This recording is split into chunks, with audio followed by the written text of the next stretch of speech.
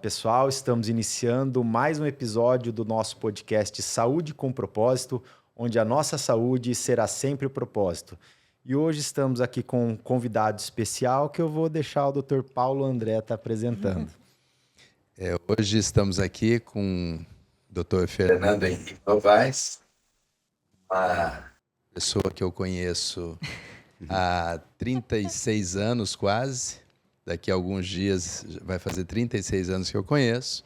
Meu filho, cirurgião plástico, profissional extremamente capacitado, com resultados expressivos, tanto aqui na nossa cidade de Campo Grande, quanto nesse Brasil e diria até no mundo todo. É uma honra ter você como meu filho e poder estar dividindo essa mesa com você nesse momento. Obrigado, pai. Obrigado também a todos. Obrigado pelo convite. É um prazer estar aqui hoje. Fazia tempo que a gente vinha conversando sobre esse dia, né? Essa possibilidade de casar os horários para poder estar aqui. E para mim é uma honra poder trazer um pouco da minha experiência junto com uma saúde que tenha propósito, uma cirurgia plástica funcional, uma cirurgia plástica que vai de encontro realmente a quem busca mais saúde. Obrigada, Fer, por ter aceitado o convite, né, do seu pai, lógico, primeiramente. A gente se conheceu, acho que logo que você voltou para cá, né? Tava recente. Foi. Ficamos muito amigos. Você, a Mari, tenho uma admiração imensa por vocês. Depois conheci o Paulo. E é uma família que eu admiro muito, né? Como profissionais, como pessoas. Então, obrigada por estar aqui. Eu que agradeço. Fernando, bom, vamos iniciar. Aqui é um hábito do podcast, né? Nós sempre começamos com a história de vida. Então, contar um pouquinho, o Dr. Paulo já falou com a gente um pouco sobre a sua história, mas eu quero... Fernando tem uma história de vida bonita, interessante, que repercutiu extremamente na vida dele e repercute positivamente até hoje. Rendeu frutos, né? Rendeu frutos, rendeu até netos para mim, e o Gael e o Ravi. E profissionalmente também uma história brilhante. Bom, falar sobre minha história como um todo é muito longo, né? Vamos abreviar para a história que vá de encontro ao nosso objetivo principal, que é pensar na saúde com propósito. Então, a minha caminhada pela saúde começou quando eu escolhi fazer medicina, aos 17, quase 18 anos, o que eu acho que é uma decisão nada sábia e nada amadurecida, mas que alguém deve ter guiado a gente, porque confesso que eu não tinha maturidade na época para falar que eu ia ser médico. Mas eu que não tinha um histórico escolar bom, eu sempre fui um aluno mediano, eu me descobri muito na faculdade. Eu gostava muito da faculdade, principalmente do método do PBL, e eu me destaquei bastante na faculdade desde o começo, gostava daquilo. E eu me dediquei à parte cirúrgica desde o começo da faculdade. Eu acompanhei um cirurgião oncológico desde o meu primeiro dia de aula, por 6 anos. E até quando eu fazia ali um troquinho a mais, que ele me levava para viajar pelo interior. E eu fazia uma renda a mais, que era para divertir na época da faculdade. Passados os anos de faculdade, que foram 6 anos, eu fiz a opção de ir embora para São Paulo.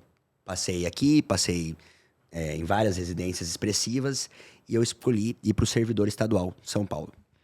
No servidor estadual, eu ainda fui embora, eu tinha um relacionamento, eu era noivo, e no meio do meu R1, que a gente fala, que é um ano bem puxado, meu relacionamento não teve mais continuidade, e aí eu estava no R1, solteiro, em São Paulo e tudo mais, uma vida que estava fora de saúde com propósito, totalmente fora da saúde com propósito, um estilo de vida totalmente diferente, que me levou a posso dizer que eu fiquei um pouco mais imunossuscetível a ter uma doença grave, que eu tive H1N1, que eu agradeço muito a H1N1, porque foi graças ao H1N1 que eu conheci minha fisioterapeuta, que é a minha esposa. Nada por acaso, Nada por acaso. Então eu agradeço muito a Sara que eu tive, agradeço muito ter ficado pronado, que foi para conhecer a minha esposa. Então eu conheci minha esposa antes da decisão de ser cirurgião plástico. Então a Mariana fez parte dessa decisão. Eu tomei essa decisão no final de 2014 e eu tive o H1N1 em maio de 2014. Então a única coisa boa que eu conto é que eu fiquei me recuperando durante a Copa do Mundo inteiro. Assisti todos os jogos da Copa. Para mim foi maravilhoso. Mas, e daí decidi fazer cirurgia plástica, são mais 3 anos. Na época, quando você termina a cirurgia plástica, existem várias possibilidades. A possibilidade de você fazer uma subespecialidade, a possibilidade de ficar em São Paulo. Eu tinha convites para ficar em bons hospitais lá com alguns professores, mas eu quis voltar para Campo Grande. E quando a gente volta, é engraçado, porque você tem uma expectativa totalmente diferente. Eu tinha uma expectativa, por exemplo, e que hoje eu entendo, por exemplo, eu vou voltar lá, tá o meu pai, tá minha tia e tudo mais, mas não adianta, as pessoas não vão fazer por você. O filho do Zico não vai jogar bola porque ele é filho do Zico, entendeu? Então, e meu pai é anestesista, meu pai não tem consultório, ele não faz referência e contra-referência, na verdade ele só recebe a solicitação.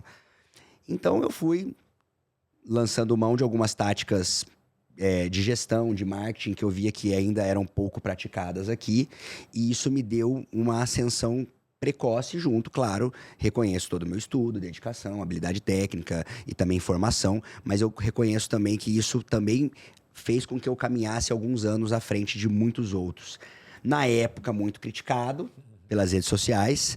Hoje, todos fazem as mesmas coisas e, na verdade, eu até faço um pouco menos do que eles, porque eu acho que já ficou muito saturado. Mas faz parte. Sim. E ao longo dessa jornada toda, eu me encontrei como um cirurgião que faz muito contorno corporal. Viajei América Latina, viajei para outros países. Hoje eu tenho um curso, um fellow, que eu recebi já profissionais da Colômbia, da Argentina, do Brasil inteiro. E também voltei a me dedicar à cirurgia plástica, além do contorno corporal, que basicamente tem lipoescultura, abdominoplastia, mamoplastia, também a cirurgia plástica facial, não a rinoplastia, a cirurgia plástica do lifting facial. É algo que eu retomei os estudos agora e estou muito empolgado. Que bom. Excelente. Queria também, então, para você, a gente já tinha feito um briefing, né? Uhum. Mas é sempre importante a gente estar reforçando e abordando novamente como hoje em dia você enxerga o paciente, né, de cirurgia plástica. Que dentro dessa linha que a gente entende hoje, integrativa, né, a gente sempre comenta, né, que apesar de não ser um termo, uma especialidade, isso está bem fixado, né, que medicina integrativa é bem utilizado pela questão das práticas integrativas e complementares, que são homologadas pelo Sistema Único de Saúde, né? Então, a gente sempre tenta abordar, mesmo que tem as variáveis, medicina do estilo de vida, Sim. medicina regenerativa, longevidade, a gente costuma falar sempre em saúde integrativa, claro, e medicina integrativa. Isso, engloba tudo. E como você enxerga isso hoje como um preparo prévio ao paciente que quer submeter a uma plástica, como esse novo conceito chega para você hoje em dia no consultório, por aquele paciente que demanda a parte estética, mas às vezes você fala, vamos dar uma olhadinha em alguns quesitos, ou já vamos direto ao ponto, operar, né? sim. Vamos direto e se também dá diferença, Feira, assim, por exemplo, se um paciente, homem ou mulher, que esteja com o corpo em equilíbrio, né, desinflamado, nutrido, enfim, com os hormônios equilibrados, se isso para você, tanto num pré-operatório como num pós-operatório, se você como cirurgião vê diferença também. Essa pergunta é excelente. A sua também é muito boa, mas a dela é excelente porque vai de encontro ao que eu vou falar, que é o seguinte. Eu acho que ainda está caminhando. Não é algo que a medicina integrativa ela já faz parte. A gente tem um conceito, que é um conceito da doutora Cynthia Rios, que é uma cirurgiã plástica de São Paulo, que ela não é de São Paulo, é nordestina, mas vive em São Paulo, que ela trouxe o conceito da cirurgia plástica funcional, que engloba um pouco da medicina integrativa, mas não de uma maneira tão ampla, né, como a gente gostaria. O que eu vejo? Eu vejo que tem um lado ótimo, o ideal, e tem o real. Meu lado ideal, eu gostaria que todos os pacientes fizessem um preparo adequado. É o ideal. Mas a gente observa também, a gente tem que ser muito coerente de que a gente também demanda de algumas pessoas que não vão fazer aquele preparo completo. E se você começa a colocar muitos empecilhos, a pessoa não vai fazer nenhum tipo de tratamento com você. Então, hoje, algumas coisas elas são automáticas. Por exemplo, existia antigamente a cirurgia plástica em pacientes com muito sobrepeso, obesidade e tudo mais. Eu já trio esses pacientes. Eu não opero o paciente com IMC elevado, paciente que não tem uma atividade física mínima, por exemplo. Isso é uma coisa importante. Mas eu não falo que eu faço toda uma triagem integrativa para todo mundo com execução de tratamentos. A gente faz uma solicitação de uma bateria de exames, algo básico, por exemplo, como ferritina, vitamina D, a homocisteína, todos esses exames a gente pede, por exemplo, vitamina C, tudo a gente consegue solicitar e muitas vezes a gente propõe, né? Algumas são obrigatórias. Eu não faço uma lipoabdominoplastia com uma ferritina baixa. Exato. Não, nunca faço. Mas alguns outros, por exemplo, você vai profundo. Eu sei porque eu acompanho com meu pai. Tem algumas outras coisas que a gente não vai a fundo. Então, eu particularmente hoje vejo vitamina D, vejo uma ferritina, vejo se o paciente está inflamado, se tem um PCRzinho elevado. Então, isso a gente avalia. E eu vejo com muito bons olhos. Preparar bem um paciente faz toda a diferença. Eu acho que a gente precisa fazer a construção de levar ao público o quanto isso é importante. Porque a partir do momento que as pessoas encontram isso, uma verdadeira importância, elas passam a executar. E as pessoas precisam receber essa informação de que isso faz diferença. As pessoas às vezes acham que isso é só firulagem. E eu descubro isso porque muitas vezes eu tenho uma nutricionista que ela é integrativa na clínica e várias pacientes me contam depois, doutor, tudo aquilo que ela mandou eu não fiz quase nada. Me contam lá na frente. Entrega e foi depois, prescrito né? Deu uma certo, reposição, foi prescrito todo um planejamento. A Fran vai lá e tem todo uma dedicação de mostrar como que é uma dieta adequada e eu pego a paciente no pulo. A paciente, ai, doutor, hoje eu não comi nada, comi só um pão de manhã. Mas eu falo, tava na sua prescrição esse pão? Não. Ai, mas... Então, assim, a gente faz uma luta, mas ao mesmo tempo a gente não tem aquele controle o tempo todo que a pessoa vai fazer da vida dela. Mas quem segue... tem O uma resultado recuperação é muito melhor. diferente. O resultado Tudo isso é um não. processo. A recuperação. Cicatrização. A gente nota uma recuperação, uma cicatrização, mas a cicatrização é muito particular também de cada um. Mas a evolução, uma pessoa que tem bem preparo, a pessoa tá com 7 dias, eu libero ela pra viver a vida normalmente. A outra faz seroma, e aí faz um monte de foliculite, edema, é totalmente diferente. Além dessa avaliação pré-operatória, isso é um processo. Um dia isso vai sair desse mundo ideal para ser o mundo real. Também acho. É tanto o pré-operatório quanto o pós-operatório. E um pré-operatório bem feito, você não vai ver só diferença na recuperação. Você vai ver uma diferença no seu transoperatório. Isso vai é importante. ser um procedimento onde o paciente vai manter uma estabilidade muito maior, Sangra vai sangrar menos. menos, vai ter a hemostasia vai ser mais adequada. Então, os ganhos são muito grandes, mas tudo eu entendo, é um processo. É um processo. Né? Eu vejo que o processo parte da otimização do paciente. Hoje, no ato cirúrgico, ele já é mais enraizado. Por exemplo, a gente não opera um paciente, eu pelo menos, numa sala extremamente gelada, sem um aquecimento. O paciente está aquecido, o paciente não é um paciente que vai estar naquele frio que a temperatura baixa proporciona uma piora no pós-operatório, no transoperatório, aumenta a morbidade. Agora, esse pré-constante, esse pós, hoje eu fico muito feliz que tem muitas pacientes que já fazem acompanhamento com profissionais da medicina integrativa, ou faz um acompanhamento endocrinológico adequado. Esses pacientes a gente vê uma evolução bem melhor, bem melhor.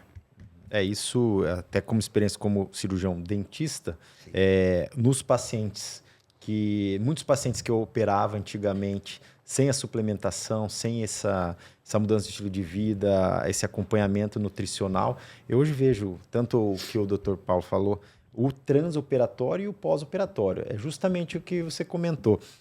Muitas vezes um pós-operatório que demandava 30 dias para a gente falar para o paciente retomar a atividade normal. Hoje em dia, muitas vezes com 7 dias, você já tem uma recuperação. Isso dentro do equilíbrio, mas é justamente isso. Tem aquele ponto que a gente não vai operar, mas tem aquelas outras variáveis que, se o paciente quer fazer a cirurgia contigo, ele já mudou, cedeu algumas coisas, e que se você continuar botando aquele empecilho, ele vai pegar e vai acabar fazendo de qualquer jeito. Exato. Né? Mas o que eu acho interessante também para a gente levantar, que eu acho que até mesmo antes da medicina integrativa ou de qualquer outra nomenclatura que você falou que a gente possa preparar um paciente, existe uma outra medicina ou existe um outro tratamento que eu vejo como fundamental para os pacientes da cirurgia plástica, que é muitas vezes ter um equilíbrio emocional. Então, um paciente com equilíbrio emocional, ele vai acatar melhor as decisões, ele vai acatar melhor a parte de um tratamento prévio ou de um tratamento no pós. Um paciente com esse equilíbrio emocional, ele vai conseguir se preparar até financeiramente para isso. Ele vai se preparar até emocionalmente se não tiver algo correndo da maneira como ele queira. Porque é muito delicado. Às vezes você vai lá e faz uma cirurgia, a paciente estava totalmente preparada, fez tudo direitinho. Pós-operatório, ela se sente mal, ela já larga tudo.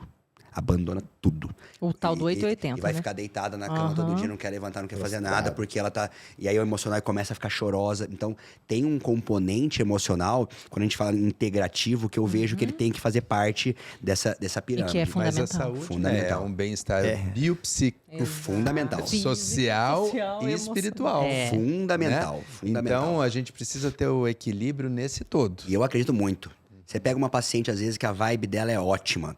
Ela pode ser uma ex-tabagista, podia ter hábitos péssimos. Tudo corre O bem. negócio anda, né? Mas não acontece nada. Tudo corre Nada. A paciente que chega embotada, você pode suplementar, você pode fazer verdade. tudo. Vai encacar, vai edemaciar, vai abrir decência. É outra coisa. É a saúde mental. É que, fundamental. na verdade, a gente não dissocia quando aborda a pode. parte de saúde integrativa, a saúde mental. Exatamente. E outra Saúde. coisa, né? Nós damos orientação, nós damos o direcionamento, mas o protagonista da saúde, o protagonista de todo o tratamento é o próprio paciente. Exato. A É Mariana, o que minha você esposa, falou. fez um vídeo essa semana no Instagram. A gente tem que ter a nossa parcela de culpa e Opa! responsabilidade. E que é muito maior. É maior que a do É muito grande, porque, por exemplo, eu tenho uma história de uma paciente que ficou uma vez chateada comigo, da mama dela, e eu entendo ela ficar chateada, mas na hora que você vê a linha dela na bioimpedância ao longo de menos de um ano, é uma diferença de quase 10 quilos a mais. E eu explicava pra ela, cada quilo que você ganha corresponde a um aumento entre 20 e 40 gramas na sua mama. Chega em casa e coloca 300 gramas de uma mussarela, É. coloca... Pesa. Exatamente. Vai cair. E isso eu não tenho como estar na casa dela cuidando naquele momento, entendeu? É claro que a gente tem que estar ao lado, né? Acolher, etc. Mas o paciente tem que fazer a sua parte. Fernando, e como que você trabalha com as pacientes essa expectativa? Pô, essa é um aprendizado constante e contínuo. Eu acho que eu faço um trabalho bem bacana de uma triagem e de trazer uma expectativa, porque meu pai sempre escuta eu falar essa frase. Eu acho que o segredo da felicidade é alinhamento de conduta, gestão de expectativa. Você alinha uma conduta, decidir que vou fazer sua abdominoplastia, vou gerir sua expectativa. Você vai ficar assim, assim, assado, você tem essas características, isso talvez não vai melhorar, isso tudo. Algumas pessoas, elas respondem que entenderam tudo. Mas depois... E no pós-operatório, às vezes, dá uma desandada. Felizmente ou infelizmente, o ser humano acaba se apegando muito aos casos negativos. Mas quando eu faço uma avaliação muito séria, eu vejo que a maioria compreende bem. Você trazendo uma boa explicação. Mas, ao mesmo tempo, eu também me assusto. Essa semana eu recebi uma paciente que eu vou operá-la. E eu nunca falo nada de nenhum outro profissional. E ela nem me falou o nome da profissional, nem nada. Mas o caso dela é extremamente complexo. É uma paciente que ela tem... a mama dela, a musculatura retraiu, tá aqui no polo superior, a prótese está totalmente fora, a mama dela tem uma pitose, é uma mama terciária. Então eu fui explicando coisas para ela ao longo de uma aula, que eu dou uma aula em PowerPoint que me facilita o raciocínio. Fui explicando, você tem uma chance maior de necrose, você tem uma chance maior de abrir pontos, o seu caso é um caso com altíssima chance de refinamento no pós-operatório, o seu caso é um caso complexo. E ela falou, a pessoa falou para mim que era tão fácil, que era mais tranquilo e que era só fazer uma lipo junto ainda e que dava pra fazer tudo junto. Eu falei, então, eu não vou julgar o trabalho do outro, mas o meu papel é te trazer pra uma realidade. Então, eu sou um cara que eu tento jogar a expectativa mais pra realidade. Existem vários tipos de médico. Tem o cirurgião para falar, você vai ficar mais bonita que a Gisele Bündchen. Eu sou um cara mais conservador, entendeu? Pintar a onça com mais pinta do que ela. Exato. Porque mulher por si só também já rola essa comparação, aprendi né? E assim, algumas coisas, por exemplo... Tem paciente que chega pra mim e eu explico, olha, tá vendo essa característica sua aqui? Você tem gordura visceral, a sua bioimpedância. Na hora que eu fizer a sua abdominoplastia, se você não mudar isso, você vai ter o estômago alto. Aí ela fala, mas ninguém nunca me falou disso. Eu falei, então aí talvez entre o erro dos outros médicos. O que falta pra gente fazer é educar o nosso consumidor, nosso cliente, o nosso paciente, das características dele. Então uma paciente tem hiperlordose, uma paciente tem gordura visceral, fatalmente sempre vai ter o estômago alto.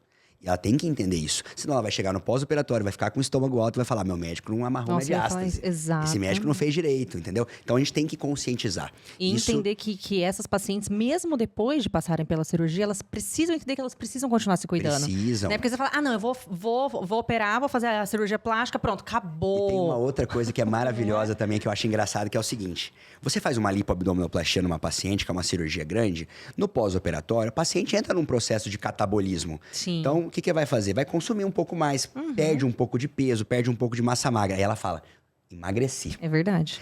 E aí ela chuta o balde depois.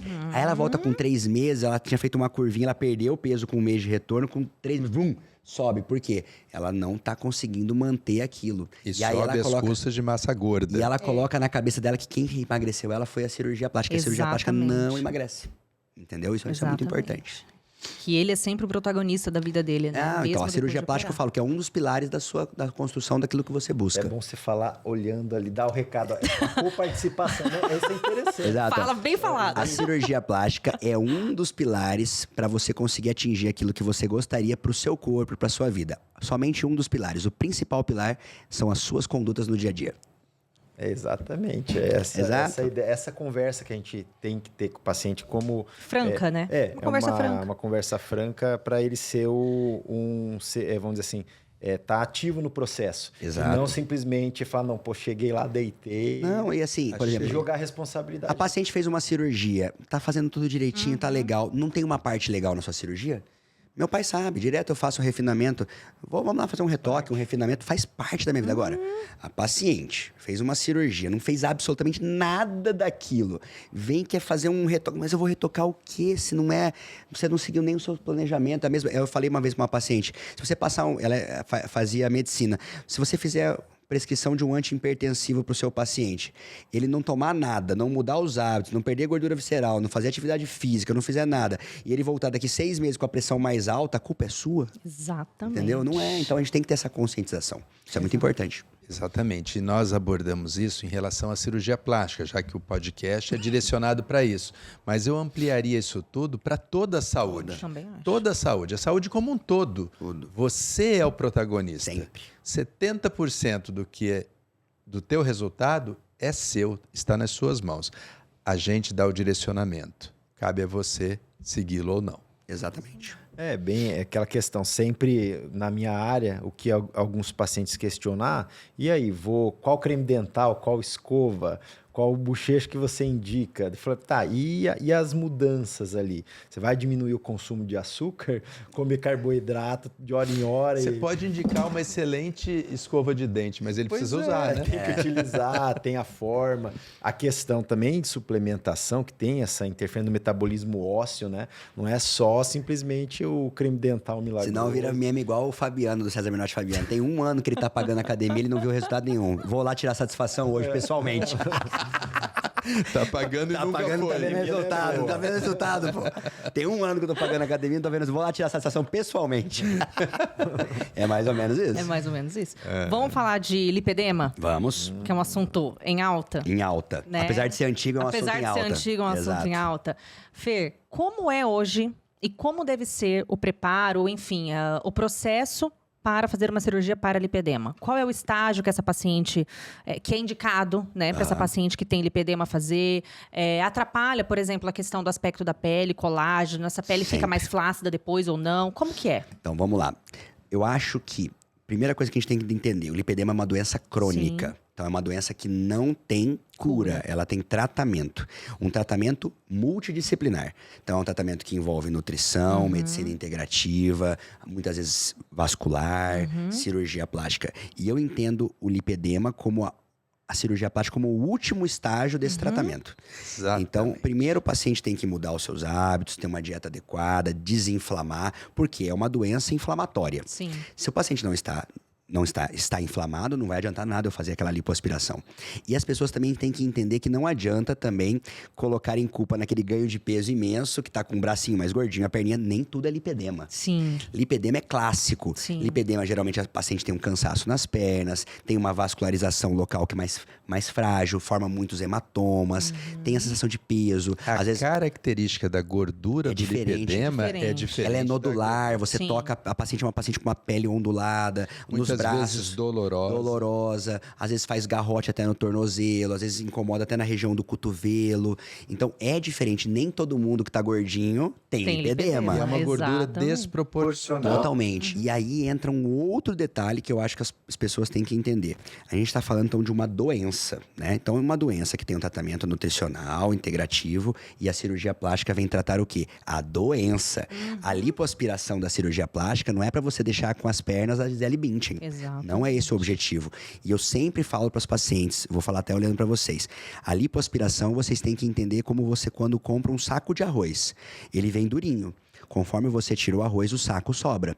Então, invariavelmente, uma lipoaspiração de grande volume vai resultar em flacidez.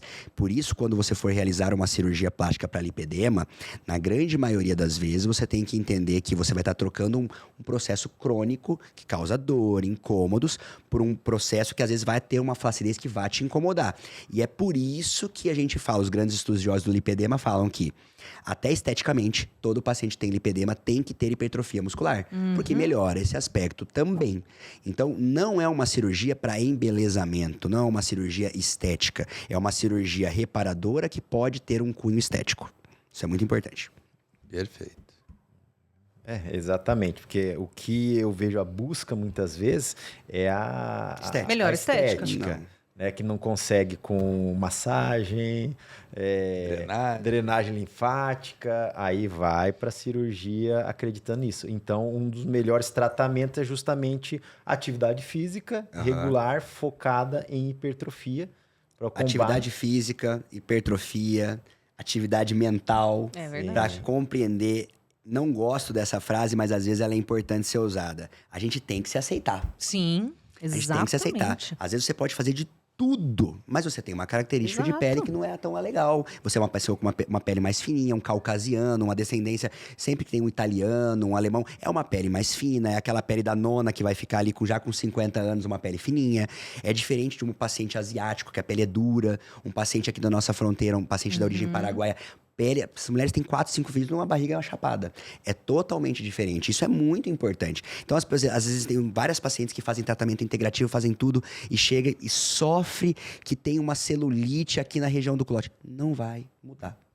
Eu falo para elas, eu posso ganhar dinheiro te vendendo Sim. um tratamento, mas eu não vou fazer. Não vai mudar. E a pessoa sofre com aquilo. Cara, olha o tanto de coisas boas que você tem em Exato. outras partes do corpo. Tem uma mama bonita, tem um Verdade. corpo bonito, mas você vai ter celulite ali. Tem Você vai ter uma flacidez no colote. glúteo que Seu às vezes glúteo a não vai, pessoa- seu glúteo não vai estar super duro, empinadinho. Ah, mas minha amiga tem. Sua amiga é sua amiga, entendeu? Isso é muito comparação, importante. né? A comparação é extremamente danosa. Extremamente danosa. Então, essa questão da paciente entender que é uma doença crônica que ela vai controlar. Né? Não Exato. tem a pílula mágica E para que a solucionar. cirurgia plástica é lá no fim. É lá no fim. Antes disso, É o último temos estágio. que fazer toda a base que nós dizemos, anti-inflamar a paciente, Sempre. diminuir resistência insulínica, tratar Melhorar a o metabolismo, circulação, antioxidar, é fazer a base e ela mudar seu estilo de vida. Claro. Né? Fazer hipertrofia para trocar gordura por músculo. No final, vai chegar lá para o retoque. E aí entra Cereja do bolo. E aí entra naquele lance da expectativa, né? Eu tenho na minha história profissional 2 casos que são totalmente opostos. Uma paciente que a gente tirou praticamente 6 litros das pernas. Lipedema? Lipedema. E ela ficou extremamente frustrada com a flacidez. E eu tenho outra paciente que eu tirei 9 litros, a flacidez dela é gigante, mas ela não sente mais dores. Ela fala, Fernando, minha vida melhorou, não tem aquele cansaço no final do dia. Eu consigo colocar uma calça que antes eu não conseguia, então meu objetivo é esse. Mesma coisa eu fiz nos braços dela. Meu braço tem flacidez? Ela falou, tem bastante flacidez, mas eu não sinto mais aquele peso, não fica duro mais. Então, onde que eu vejo que foi a minha falha profissional? Entra naquele lance da expectativa. Talvez ela reforçar ainda mais aqui. Pode ter sido falha minha, pode ter sido falha de interpretação da pessoa, mas eu vejo que cada vez mais a gente tem que bater nessa informação sobre o lipedema. Não é uma busca estética, é uma busca de um tratamento de uma doença. Isso é muito importante. E essa paciente que relata essa melhora clínica importante pós-cirúrgica, ela naturalmente é estimulada a melhorar o seu estilo de vida. Sim. Ela vai ter mais vontade, porque ela não tem dor, ela vai conseguir fazer um Eu exercício levei ela pra mesma físico academia que eu melhor. treino, ela me encontra lá, ela nada, ela sempre nadava. E ela eu vai falei, pessoalmente. Aí eu falei, ó, não adianta só nadar. Você tá numa idade já depois dos 40, você precisa puxar ferro. Ela tá Exercício de treinando, resistência. Que gracinha. tá fazendo. E assim, e tá feliz, porque o objetivo não era torná-la uma perna, que a gente fala Perfeito. perna de salsicha, né? Esticadinha. Era ter menos volume e algo que traz dor, incômodo no dia a dia. Ela tinha tanta gordurinha nos membros inferiores que ela fazia um garrote e o pé inchava. Tadinha. Então, assim, tudo isso vai melhorando, entendeu? Sim. Ela tinha uma expectativa menor do que as outras, Exato. mas alcançou o que ela tinha. Exatamente. Para ela teve um resultado né? Você de vê, uma aí entra a questão porcentagem da maior. saúde mental, né? Muito, muito. Eu tenho uma outra paciente que ela já era o contrário. Ela é super magrinha, uma descendência italiana, uma pele bem fininha, e ela tinha clássico lipedema de primeiro grau, de tipo 1, que é o que ela tinha, você vê aqueles vasinhos bem fininhos na perna, e ela tinha dor. E aí eu fiz a lipoaspiração, não é uma lipo de grande volume o caso dela, mas ela fala, Fernando, resolveu a minha dor. É isso que eu quero. E eu falo, você mudou seus hábitos? Ela falou assim, não consegui mudar como eu gostaria, mas resolveu a minha dor. Então é uma cirurgia para tratamento de problema, não é para tratamento estético. Exato. Mudando um pouquinho agora de assunto, já falamos de lipedema. Eu queria saber das novas tecnologias em cirurgia plástica. Certo. Como que você encara? Tem muita coisa aparecendo. Há pouco tempo atrás era Renuvium, Body Tight, Argoplasma. Sim. Me fala um pouquinho a respeito disso. Eu posso falar com bastante propriedade. Eu fui aqui na nossa região pioneiro em todas as tecnologias. E eu sou um entusiasta das tecnologias. Hoje, eu até tirei um pouco o pé das tecnologias, porque eu observo que, novamente falando em saúde mental e em expectativa, as pessoas, os pacientes, os próprios profissionais depositaram muita expectativa nas tecnologias. As tecnologias, elas vêm para somar, para agregar. Elas não vêm para transformar a jornada da cirurgia plástica. Então, jato de plasma, que é Renuvium e Argoplasma, são semelhantes. A grande diferença, Renuvium é americano, o Argoplasma é a junção de uma empresa brasileira com uma empresa europeia. Então, basicamente, é essa a diferença. Mas é o jato de plasma. Um usa o hélio como resfriador, o outro usa o argônio. O hélio, ele acaba sendo um gás mais leve, então ele faz muito enfisema. Enfisema é você ficar sentindo na pele o gás. O argônio, ele é um gás mais pesado, então ele libera mais rápido. Eu gosto mais disso. Body Tight já é uma radiofrequência. É legal? Também é legal.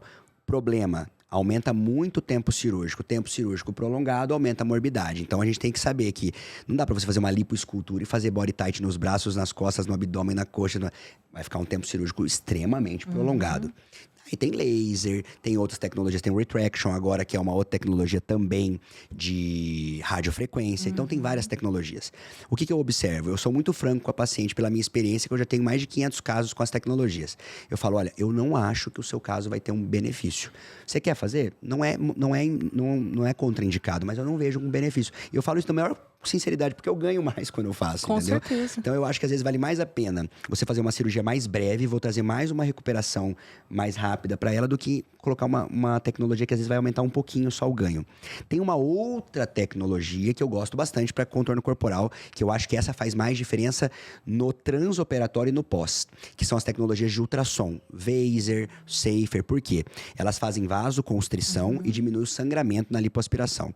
Então diminui de uma maneira que chega a reduzir... Independente se é abdômen, perna... Chega a reduzir 60% de um sangramento quando não utilizado. E isso dá uma repercussão muito boa no pós-operatório para o próprio anestesista também. E tem outra tecnologia que é o vibrolipoaspirador. Então as pessoas falam, eu fiz uma vibrolipo. A vibrolipoaspiração, ela não tem como foco muito benefício paciente, o benefício é nosso. Isso. Porque me facilita o trabalho. Então ela me deixa menos cansado, naturalmente eu menos cansado, eu produzo melhor. Mas não traz um benefício direto pro paciente. É um benefício indireto. Isso é muito importante. Basicamente, de tecnologias, a gente tem isso. Por exemplo, amanhã eu tenho uma cirurgia plástica facial e que a paciente tem uma hipertrofia da glândula submandibular. E eu não vou tirar a glândula toda, mas a gente tira uma parte da pitosada que forma uma bolinha aqui. E eu vou usar uma tecnologia que chama LigaSure, que é, eu vou ligar essa glândula e ela, através de um ultrassom, ela vai cauterizar e cortar. De uma maneira que forma menos líquido naquela glândula, que possa formar menos cialorreia, que é aquela glândula ficar babando depois. É uma tecnologia também na cirurgia plástica, que pode ser usada na cirurgia plástica, mas ela vem de outras cirurgias abdominais ou cirurgia de cabeça e pescoço. É uma tecnologia que eu vou usar amanhã. E a lipo-HD? Lipo-HD não é uma tecnologia, é uma técnica. Uma técnica, É uma sim. técnica, Qual é a exatamente. diferença? Lipoaspiração é a gente lipoaspirar, a gente tem duas camadas de gordura, uma superficial e uma profunda. De maneira geral, a lipoaspiração a gente sempre fez na camada profunda. Certo. A lipo-HD, ela veio pra gente superficializar essa lipoaspiração nas regiões de transição muscular. Então, na região, por exemplo, entre os reto-abdominais ou na região da linha semilunar, quer dizer, aquela Virgínia, cavadinha. né? Isso, você bem... consegue cavar. Só que isso foi a primeira etapa da Lipo HD. Hoje a gente vive uma nova fase da Lipo HD. Qual é a nova fase? A gente lipoaspira bem a camada profunda, lipoaspira também a camada superficial de uma maneira uniforme, cavando menos aquelas regiões específicas. E a gente consegue pegar a gordura, que você está integrativa também sabe bastante isso. A gordura também tem muita célula-tronco. Isso. E a gordura, ela faz uma ação de miomodulação. O que quer dizer isso? Ela estimula aquela musculatura. Hoje a gente pega a gordura, a lipoaspiração, a gente aplica dentro das musculaturas. Olha. Então, na musculatura reto-abdominal, no homem, na musculatura peitoral. Pode aplicar, por exemplo, no vasto lateral, naquela mulher que treina, tem uma perna mais fininha. A gente só não aplica, por exemplo, numa musculatura específica que já foi muito usada no passado, que é a musculatura glútea. Certo. Porque os vasos glúteos são muito calibrosos. Então, existe um risco daquela gordura ir pro vaso e fazer uma embolia gordurosa. Mas, na musculatura reto-abdominal, musculatura peitoral, deltoide, a gente esteticamente consegue, fica faz aquele certo. ombro cebola. Faz um ombro cebola com uma... E é muito legal, porque não é uma lipo fake, não é feito, é a musculatura que está evidenciando. Então é algo mais bonito, mais natural. E essa técnica, ela foi desenvolvida, num primeiro momento, na abdominoplastia por um chileno, que é o Stefan Danila, que ele fazia na abdominoplastia, eu faço de frequência, isso que chama REFT, né? Que é... basicamente em português, é a transferência de gordura para o reto abdominal. E aí, 2 brasileiros criaram isso com ultrassom. Então, a gente faz isso hoje em lipoaspiração guiado por ultrassom. Na abdominoplastia, sob visualização direta. Na lipo, já que não está tudo aberto, a gente faz guiado por ultrassom, que traz bastante segurança. Não é todo paciente que tem indicação. Não é todo paciente que tem indicação. Eu quero fazer, sei lá, o paciente chega lá falando que quer fazer. Pode fazer. Por exemplo, esse paciente que eu vou fazer esse mini abdômen que eu falei semana que vem, é um paciente homem que eu vou fazer. Uma lipoenxertia no peitoral, uma lipoenxertia na musculatura reto-abdominal, que vai reforçar na hora de eu fazer a aplicatura da diase, vai ficar mais bonito, mais evidente para ele. Dá para fazer no oblíquo. O problema de fazer no oblíquo em mulher é que perde a cintura, então para homem vai mais legal. É exatamente entendeu? isso que eu ia perguntar para você. Na cirurgia do contorno corporal, de que forma que você pode melhorar a cintura da paciente? Excelente. Aí eu sou suspeito para falar, né? Então, a cirurgia de contorno corporal... A gente tem, desde os anos 80, a técnica de ressecção costal. Que ficou muito famosa por causa da Dalia, né? Thalia e tudo mais. Ficou assim. Que a cintura fina. Mas, ao longo dos anos, e desde os anos 2020, começou com um russo, que é o Dr. Kuzdaev, que ele não é nem cirurgião plástico, ele é um ortopedista. Olha. Ele descobriu que com uma incisão pequenininha, ele conseguia fazer uma fratura em galho verde nas últimas costelas da paciente que tem as costelas flutuantes, às vezes até na 10ª, que também pode ser flutuante. E com isso, depois usando um corselet, consegue diminuir a relação daquela cintura. Depois, isso foi... 2 irmãos equatorianos e também o doutor Manzaneda no Peru foram diminuindo e fazendo por punção. No Brasil, eu fui o pioneiro da técnica. Então, faço bastante, já dei muito curso sobre isso. Muitos colegas vieram para Campo Grande, que para mim é motivo de muito orgulho trazer as pessoas para cá. Geralmente a gente que vai, né? Verdade. Pessoas de fora do Brasil. De fora do Brasil, de todos os cantos do Brasil. E a gente consegue, então, fazer o quê? A gente consegue fazer uma fratura em galho verde, não para tirar nenhuma estrutura. Porque por mais que as costelas flutuantes sejam muito fininhas e não tem um efeito de proteção real, como se vende isso, é uma proteção. Não é uma proteção gigante, mas é uma proteção. Então a gente não vai tirar nada, só que a gente vai fazer, ela tá nessa posição, a gente vai, depois ela vai entrar E esteticamente dá muita diferença. Muita diferença. Algumas pacientes, hoje a gente consegue entender que trazem menos diferença do que outras. Então, pacientes que são endomorfas, aquelas pacientes mais achatadinhas, pacientes às vezes têm um quadril muito largo, a gente não consegue uma compressão adequada, pacientes que têm uma distância entre a crista e ilia, que é a última costela, muito pequena, você não consegue crescer essa cintura, diminuir. Pacientes longilíneas têm mais vantagem, e pacientes que fazem atividade física que perde cintura. Por exemplo, Dr. Fernando, sou crossfiteiro e não abandono o crossfit. Não faço a cirurgia. Por quê? O crossfit é um treino que ele desenvolve muito core. E essa musculatura muito hipertrofiada, ela não vai deixar essa costela entrar. Então, é uma cirurgia que não é legal para uma crossfiteira. Uma pessoa que... Te vê que elas perdem Elas ficam quadradas. verdade, Elas ficam quadradas. Desenvolve muito oblíquo, desenvolve muito transverso. Então, é muito robusto. Não vai conseguir ganhar cintura, entendeu? Nada contra o crossfit. Nada contra. Eu tenho contra a cintura no paciente com crossfit. Aí tem que escolher o que quer, né? Exato. Tem que escolher o que quer. Se o crossfit tá fazendo bem pra sua cabeça, fica com o crossfit. Eu quero uma paciente Ou de cabeça crossfit boa. ou uma cintura. É, exato. Bom, e indo um pouquinho também em outro sentido, tem também uma linha de pessoas que têm, em relação às próteses de mama, que Sim, têm buscado para remover. certo. O que a cirurgia plástica tem avaliado esse movimento? Ou então qual a proposição para diminuir os danos, né? Porque a gente vê, acredito que foi, eu não lembro. Geralmente é alguém famoso que faz Sim. esse movimento, né? Que puxa o gancho. né? Puxa o gancho e daí começa a ter uma onda de mulheres que começam a buscar a remoção das próteses de silicone. Eu acho que antes de falar desse assunto, a gente tem que falar sobre um outro assunto que encara, assim como a gente está falando naquela hora do paciente, se cuidar não só na cirurgia plástica em tudo, a gente tem que falar do impacto da rede social, do sensacionalismo. Porque eu vou trazer um dado para vocês vão me falar se faz sentido ou não. Nos últimos 5 anos, 9,5 milhões de mulheres colocaram prótese. 180 mil tiraram. Retiraram. Então, é uma proporção, uma relação que dá uma mulher tira a cada 52 que colocam. Então, existem casos com indicação de explante? Existem. Existe doença do silicone? Esse termo é um termo criado, não existe. Existe uma síndrome que chama síndrome Asia, Exato. que do inglês é síndrome autoimune induzida por adjuvante. Quem pode ser adjuvante? Uma vacina, uma prótese de joelho, um implante dentário, uma prótese de mama. Qualquer coisa pode ser um adjuvante. Sim. Só que a cirurgia plástica, falar de prótese de mama, isso vende, né? Isso vende legal. E aí, na hora que isso vende e vai de encontro a uma mulher que está sofrendo com vários sintomas, ela se identifica.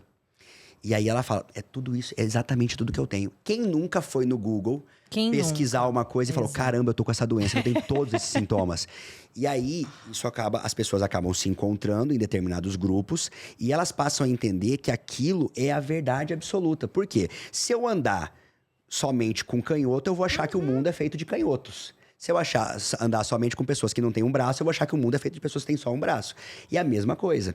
Então, hoje, discute-se muito claro, existe síndrome Asia, existem casos onde tem indicação de explante. Não é uma decisão simplesmente, tô com artralgia, vou tirar minha prótese. Não, tem que passar por um reumato, a gente tem que avaliar, porque isso vai ter um impacto emocional também que pode acontecer. Porém, existe um efeito que é muito discutido hoje, chama efeito... A gente conheceu a vida inteira o efeito placebo. É você tomar água e ficar bem. Existe o efeito nocebo. É você falar, vou tirar minha prótese agora, é isso que tá me deixando mal. Agora eu tô ótima. E aí acontece muitas vezes. Eu tenho 3 mulheres que eu fiz explante que não mudaram absolutamente nada aquelas queixas. Mas e elas foram com o mental focado naquilo. Pode ser que elas desenvolveram uma doença autoimune que a prótese tenha perpetuado. Foi a gota d'água. Pode ter sido. Pode Ou ter não. sido. Né? Ou não. Transbordou o Porque barril que tava é quase verdade que identifica-se hoje em dia micropartículas de silicone distantes, às vezes em articulação. Isso é verdade, não é mentira, não. Só que tem gente que tem isso e tá sussa. Exato. E tem gente que tem isso e não tá. sussa. E tem gente que tem doença autoimune sem ter prótese. E parece-me que, Exatamente. me corrija se eu estiver enganado, mas que a cirurgia plástica carrega um estigma de ser algo Fútil. Sim. algo que não é necessário. Então, falou, por exemplo, um implante dentário pode ser causador Com da Asia certeza. Syndrome, mas o implante é por necessidade. Eu vou te trazer. A prótese é função, só né? para ficar bonita. Eu vou te trazer um outro dado que você vai fazer refletir sobre isso. O número de mulheres que fizeram reconstrução de mama com prótese, que não tinham mama, que estavam em depressão sem mastectomia, que hoje vivem felizes com uma prótese de mama e que desenvolveram síndrome Asia, ele é praticamente inexistente. Isso faz pensar, não faz? Claro. Faz. Então isso faz a gente refletir. Então assim, se tiver alguma hater olhando, achando, esse doutor tá falando que não existe. Não, eu sei que existe. Eu só tô dizendo que a gente tem que avaliar com muito carinho. Exato. E nenhum cirurgião plástico tá aqui. Pelo contrário, se eu começar a fazer explante daqui até o final da minha vida, eu tenho paciente todos os dias. Então não tem problema nenhum nisso. Mas eu falo que a gente tem que avaliar com muita cautela. E é o famoso cada caso é um caso. Cada né? caso é um caso. Se tiver que fazer, eu vou ser o maior prazer Sim. em fazer. Se não tiver que fazer, não vamos fazer e tá tudo certo. Mas com indicação Tem precisa que de se ser, a fazer. ciência tem que ser avaliada, entendeu? Exato. E essa questão que você falou da futilidade, eu acho que a gente vê muito isso também em pacientes com emagrecimento.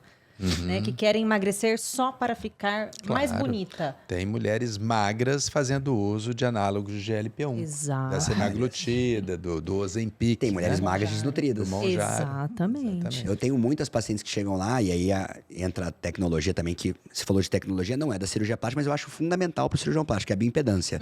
Tem muitas mulheres que você olha peso e altura e MC 21. Você chega lá, a mulher tem isso de massa magra, o corpo dela inteiro é gordura. É. É gordura. É.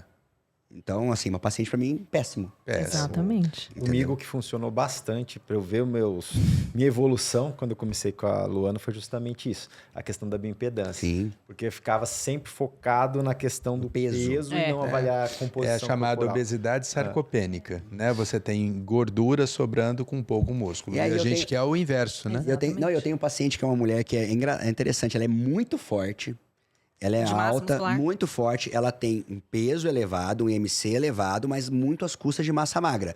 A gordura dela tá dentro do normal, gordura visceral dela de 5, mas ela é pesada. Se você for no IMC dela, ela tem um sobrepeso quase obesidade. Por isso que a gente não avalia muito IMC hoje, né? É por isso que é importante falar sobre isso. Exatamente, porque o IMC, Tem peso de o IMC é uma conta exato. burra, né? É uma conta burra. Exatamente. E indo na questão das polêmicas, como eu tenho um excelente anestesiologista e um cirurgião plástico, outro estigma da cirurgia plástica é a questão das complicações Sim. também relacionadas à anestesia, que normalmente é igual, você vai ter os dados, quantas milhões de cirurgias plásticas, milhões de cirurgias são feitas todos os dias, mas quando que ganha o noticiário? Quando tem uma complicação, quando dá errado. E hoje, mais experiente, com um foco bastante na saúde, trabalhando com a medicina integrativa, eu vejo que esse paciente que complica no transoperatório é aquele paciente que foi mal preparado para a cirurgia. Não mal preparado à visão tradicional. Talvez fez ali meia dúzia de exames de sangue, um raio-x de tórax, não tem doença, tá bom. E não é assim. A gente tem que colocar o paciente numa mesa cirúrgica na sua melhor versão possível.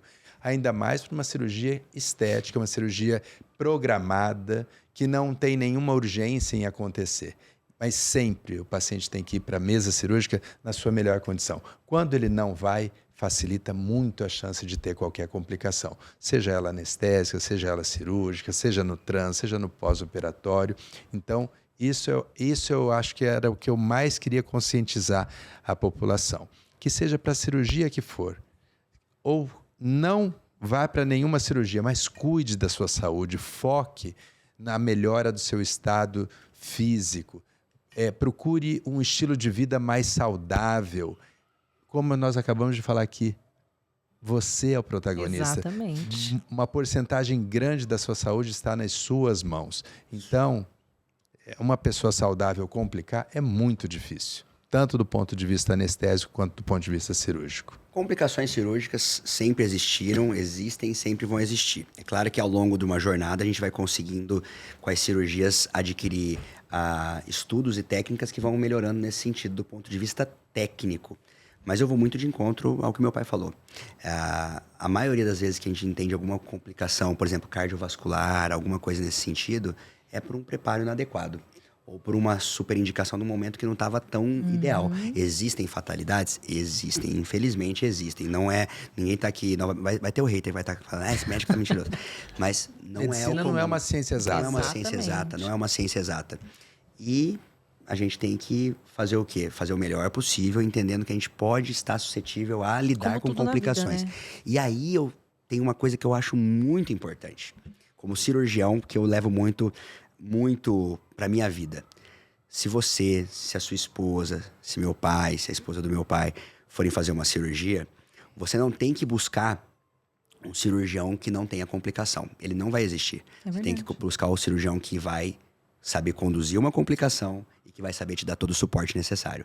Porque não ter complicação, isso é uma mentira. Todo mundo que opera pode ter uma complicação. Só não tem quem não opera. Só acontece quem faz. Exatamente. Exatamente. É que nem bater pênalti, né? Só erra quem bate. Só perde, exatamente. Então, eu acho que isso é um conceito que eu levo desde a minha residência, que eu lembro que eu queria pegar muito acesso central. E aí, no primeiro dia da residência, o preceptor falou, se você fizer um pneumotórax, você sabe tratar? Então eu falei, não respondi convicto. Falei, sei. Ele falou, então quando você me responder que você sabe, você pode fazer quantos você quiser. Porque é a principal complicação que a gente pode ter. Então, um cirurgião, ele tem que saber, a formação dele não é só em esculpir pessoas e ficarem maravilhosas, é saber lidar com complicações. Eu fui num congresso maravilhoso, que teve uma palestra do Dr. Dominique da Inglaterra, e que ele mostrou uma complicação que ele teve uma necrose extensa em toda essa região. Não sabemos identificar qual foi a causa, se foi apertado demais a malha na face, mas conduziu com muita paciência, um tratamento longo, mostrou fotos da paciente que ficou ao lado dele, confiou nele, entendeu que foi realmente algo que não gostaria que acontecesse, mas que pode acontecer, e hoje a paciente está, felizmente, super bem. Então, ele fez para mim o que eu prezo na medicina, que é você saber sempre fazer o melhor possível e também saber fazer o melhor possível no momento que não é o agradável. Exatamente. Esse é o principal, né? Super. E agora eu que vou receber haters dos colegas. Assim, Normal. O que você tem visto hoje em dia acontecer na questão da harmonização facial? A entrada no mercado, em questão do mercado de vários profissionais, né? Uhum. Então, a gente tem colegas, né? Eu não faço harmonização, mas os colegas... Eu acredito que vai de encontro do que ele acabou de falar.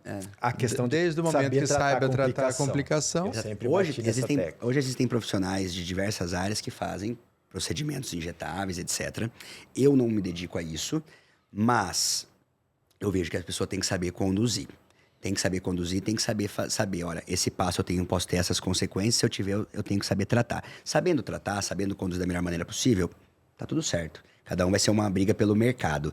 Agora, como cirurgião plástico que está focando em cirurgia plástica facial, o que eu digo é, infelizmente, no congresso que eu acabei de voltar, que foi um congresso dos maiores do mundo, a gente vê que no longo prazo, esses múltiplos preenchedores, até mesmo os estimuladores de colágeno, estão trazendo consequências na hora da cirurgia, que são consequências que, às vezes, impedem a cirurgia plástica, que vai ser realmente o resolutivo. Então, por exemplo, a gente discutiu casos no congresso, que a mulher, por exemplo, tinha bastante radiesse na face, não conseguiu fazer Olha. o tratamento simples da face de tracionar. Tava um concreto.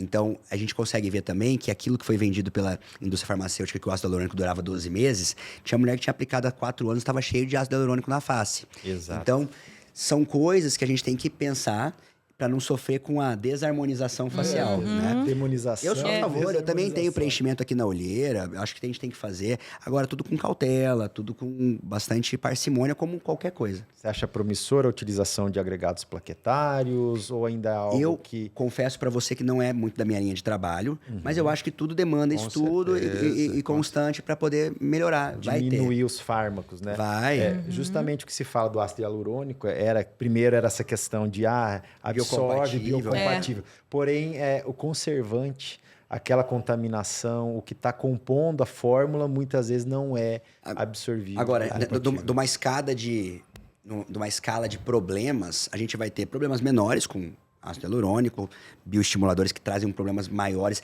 deixam uma pele muito bonita realmente, mas do ponto de vista cirúrgico trazem dor de cabeça. Agora, sem dúvida nenhuma, o maior dos problemas, tenho amigos que gostam, que fazem, mas eu tenho amigos que só vivem... PMMA, para mim, é o maior problema que existe, talvez, hoje na parte médica e estética. Eu tenho um amigo que é um grande cirurgião, chama Felipe Tosaki, em São Paulo, que hoje praticamente o consultório dele não é mais estética, é só de tratar complicações de PMMA. Olha. Retrabalhos, Todos né? os dias ele cuida de pessoas que Reconstrutivo. fizeram tratamentos com PMMA. Na face, intramuscular, glúteo. E que, assim, são cirurgias totalmente, assim, catastróficas. São cirurgias que ele não tá entrando lá pra... Tanto é que ele fala, se a paciente vem pra operar comigo por uma queixa estética, eu não opero. Ele só opera quem tem dor, inflamação crônica, problemas reais, compressão, às vezes, nervosa. Às vezes a pessoa tem dor até... Ele tinha um PMMA esses dias perto de uma raiz dentária, fazendo... Então, assim, esse pra mim é um problema. Eu não consigo entender como que ele é liberado. Também não. Eu não consigo entender, de verdade. Não consigo. Porque mudou o PMMA. Pra mim, continua sendo. Aí vai pra outras linhas, né? Silicone industrial, hidrogel. Aí já é fim do mundo.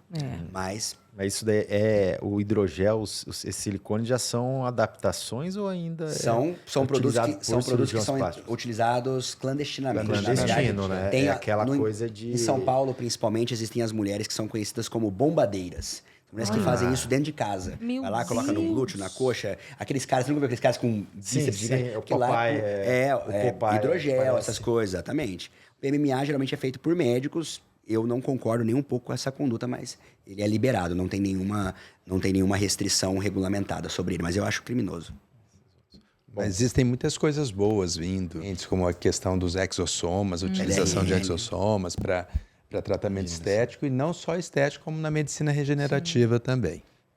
Exato, mas é assim, tá tudo caminhando. Vai ser sempre, a medicina vai ser sempre assim. Na Tem verdade, que ser, né? Tem que evoluir, né? Que Se a gente evoluir. fosse pegar a batida, era um podcast só sobre Não dá. E assim, essas complicações. E eu não vou né? julgar o cara que fazia isso na Mas eu década de precisava fazer 90, essa que era o pergunta. que tinha à disposição e ele acreditava estar fazendo bem. Eu julgo o cara que faz Hoje, ainda hoje, né? porque a gente sabe que não dá bom. Entendeu? Agora, o cara que fazia no passado faz tempo. Acho que a minha avó, se não me engano, tem um pouco de PMMA aqui na região da glabela. Tem 2 salsichas há 30 anos aqui. Mas assim, na época falo pra ela, vó, na época o cirurgião, o seu dermato, nem sabia o que tinha. Entendeu? Exato. Bom, a gente está finalizando, voou, né? né? Voou. Eu falei, daria para fazer estender mais 1 hora tranquilamente. Fernando, agradecer a sua participação. Queria que você, deixar o Paulo fazer as considerações, a Luana, e você daí depois deixar um recado direto aí ao público. Pode ir. Eu sou suspeito de fazer consideração, né? Mas como pai, fico bastante orgulhoso de ter um filho que seguiu a carreira do pai, Sim. né? Que de alguma forma, com certeza eu tive algum impacto nessa decisão dele, né? E que hoje exerce a medicina de uma forma brilhante, que é reconhecido não só pelos seus pacientes, mas no meio médico também. E desejo todo sucesso para você sempre, viu? Obrigado, pai. Obrigada, Fer, por ter vindo aqui, por ter contribuído tanto com o seu conhecimento. Que Deus continue abençoando muito o profissional que você é e a sua família. Obrigada, viu? Eu que agradeço o convite, agradeço especial ao meu pai, obrigado pelo convite, é um prazer estar aqui. E uma consideração final que eu posso fazer que seja ampla, olhando para todos vocês, seja na cirurgia plástica, seja em qualquer área da sua vida, o segredo da sua felicidade é alinhamento de conduta, gestão de expectativa. Faça por onde e faça a gestão da sua expectativa. Tenho certeza que essa é a melhor maneira de você encontrar a sua felicidade. Isso aí. Você que acompanhou o nosso episódio, convidá-los a curtir, compartilhar, seguir nas redes sociais e acompanhar-nos para mais episódios do nosso podcast Saúde Com propósito.